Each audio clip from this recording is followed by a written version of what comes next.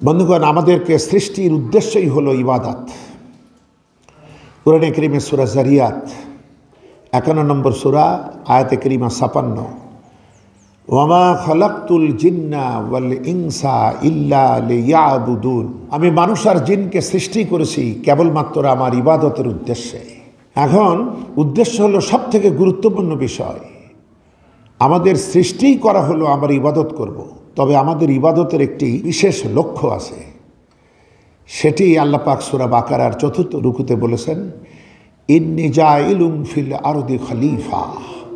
আমাদেরকে এই জমিনের খেলাফত দেওয়া হয়েছে, খলিফা রূপে পাঠানো হয়েছে।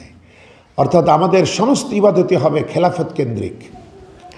ফেরেশতারা ইবাদতের জন্য ইবাদত করে, তাদের ইবাদতের বাইরে আর কোনো উদ্দেশ্য নাই। এবং এত অগণিত সৃষ্টি থাকা সত্ত্বেও মানুষকে বানানো হলো এই খেলাফতের গুরুভার সে বহন করবে, যে গুরুভারটা জগতের আর কেউ বহন করতে পারে না। হযরত আদম আলাইহিস সালামের এই খেলাফত কায়েম প্রতিষ্ঠা, এটার জন্য ফেরেশতাদের সহযোগিতা লাগবে। তাই সেই সহযোগিতার জন্যই তাদের আনুগত্য নেওয়া হয় সিজদার আকারে। কেউ যখন ইবাদতকে নিজের জীবনের উদ্দেশ্য বানায়, তার লক্ষ্য থাকে এই কাজটা করার ব্যাপারে আল্লাহর নির্দেশনা কি এবং রাসূলুল্লাহ এটা কিভাবে করেছেন। এটা যখন আমরা দেখতে শুরু করব, তখন আমার জীবনের সব ইবাদতে পরিণত হবে। আলহামদুলিল্লাহ। আমরা যদি মনে করি যে নামাজটা ইবাদত, তাহলে অবস্থা এই হয় যে 5 ওয়াক্ত নামাজ পড়তে যদি 1 ঘন্টা সময় লাগে, তাহলে বাকি 23 ঘন্টা আমি তো আল্লাহর গোলাম হতে পারলাম না। কেউ যদি রোজাটাকে ইবাদত মনে করে শুধু, তাহলে অবস্থা এই হয় 1 বছরে 1 মাসের জন্য আমি আল্লাহর গোলাম, বাকি 11 মাসের জন্য আমি শয়তানের গোলাম হয়ে গেলাম। না, আমার জীবনে অন্য সব কাজের মতো নামাজও, রোজাও একটা, হজও একটা, জাকাতও আরেকটা, পাশাপাশি সত্য কথা বলা, মানুষের হক আদায় করা, আল্লাহর হক এবং বান্দার হকে নিজেকে সর্বদাই প্রস্তুত রাখা সামর্থ্যের মধ্যে, এটা যখন আমি করব, তখন আমি বুঝতে পারবো আমার জীবনের উদ্দেশ্য আমি বুঝতে পেরেছি এবং সেই উদ্দেশ্য পূরণে আমি রাত দিন আমার প্রচেষ্টা চলছে। তখনই আমি আল্লাহর প্রকৃত বান্দা হতে পারবো। আমরা বলি আলহামদুলিল্লাহ। বন্ধুগণ, আল্লাহ পাক পৃথিবীতে যত নবী পাঠাইছেন সবাই আল্লাহর ইবাদতের কথা বলেছেন, কিন্তু আরও একটি কথা বলেছেন।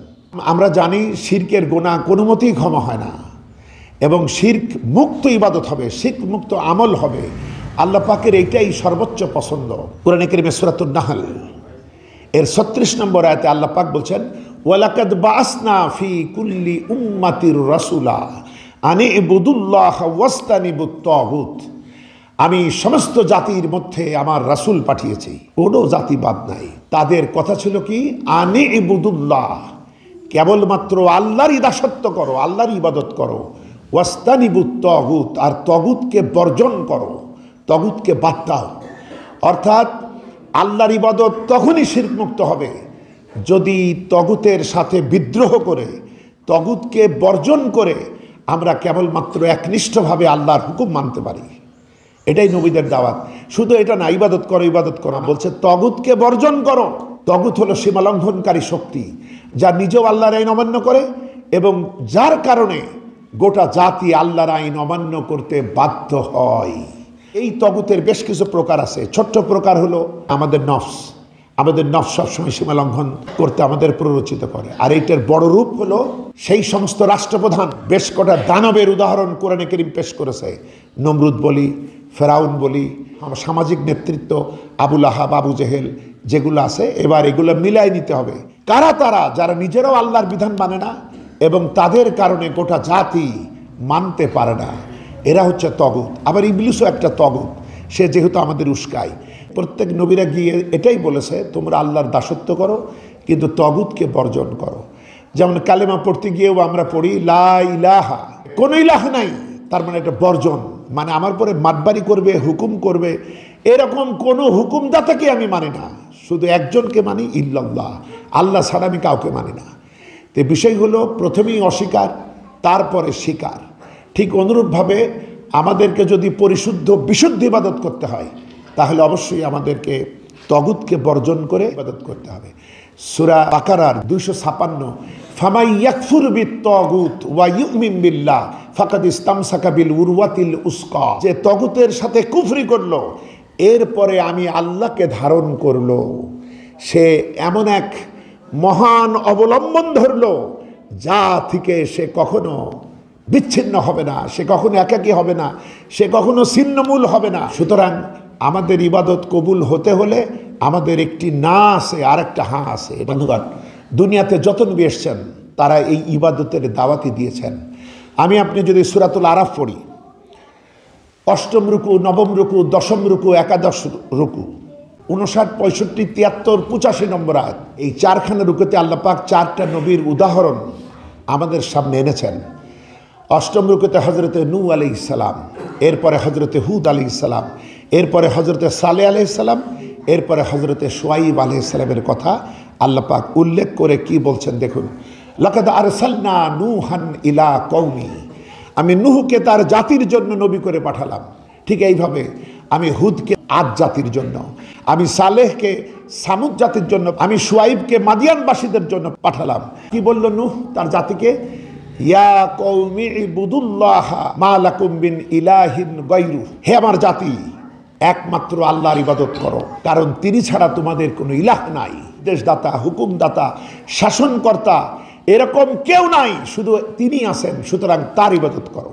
ঠিক এই চারজন নবীর একই কথা। এর দ্বারা বোঝা যায় যে এটা খুবই গুরুত্ববহ মেসেজ, এইটার বাইরে আমাদের পা ফেলার সুযোগ নেই। সমস্ত নবীরা ছিল আঞ্চলিক নবী, একটা জাতি, একটা ভাষাভাষী, একটা অঞ্চল, এজন্যে তাদের কথা ছিল ইয়া কওমি, হে আমার জাতি। মুহাম্মদ সাল্লাল্লাহু আলাইহি সাল্লাম যেহেতু বিশ্ব নবী, এজন্য তার মুখে কখনো হে আমার কওম এটা আল্লাহ বের হতে দেননি, বরং রাসূলুল্লাহ কি দাওয়াত দিয়েছেন? সূরা বাকারার 21 নম্বর আয়াত, ইয়া আইয়ুহান নাস উবুদু রাব্বাকুমুল্লাযী খলাকাকুম ওয়াল্লাযীনা মিন ক্বাবলিকুম লাআল্লাকুম তাত্তাকুন, হে মানব জাতি, হে মানব সকল, তোমরা দাসত্ব করো, ইবাদত করো, গোলামি করো তোমাদের সেই রবের, যিনি তোমাদেরকে সৃষ্টি করেছেন, তোমাদের পূর্বপুরুষদেরকেও সৃষ্টি করেছেন। আশা করা যায় তোমরা তাকওয়ার অধিকারী হতে পারবে। তো বন্ধুগণ, এই সংক্ষিপ্ত আলোচনায় বুঝতে পারলাম আমাদের নবীসহ সমস্ত নবী যে কাজ তারা মানবতাকে বলেছেন সেটা হচ্ছে আল্লাহর দাসত্ব, আল্লাহর ইবাদত। কিন্তু ইবাদতটা আল্লাহ চান শিরক মুক্ত যেন হয়। যেমন আমরা সবাই চাই আল্লাহর দিদার, এই দিদারে ইলাহি যদি আমাদের নসিব করতে হয়, সূরা কাহফের সর্বশেষ আয়াত, ফামান কানা ইয়ারজু লিকা রাব্বিহি ফালিয়ামাল আমালান সালিহা, আল্লাহ পাক আমাদেরকে বলেছেন, শোনো, তোমরা যদি আল্লাহর সাথে সাক্ষাৎ কামনা করো, অর্থাৎ আল্লাহর দিদার যদি আশা করো, তাহলে একমাত্র আল্লাহর ইবাদত করো এবং তার ইবাদতে কোনো রকম শিরক করবে না। এই শিরক মুক্ত ইবাদত যদি করি, আল্লাহর সাথে আমাদের সাক্ষাৎ নসিব হবে। আল্লাহ পাক কবুল ও মঞ্জুর করুন, আমরা বলি আমিন।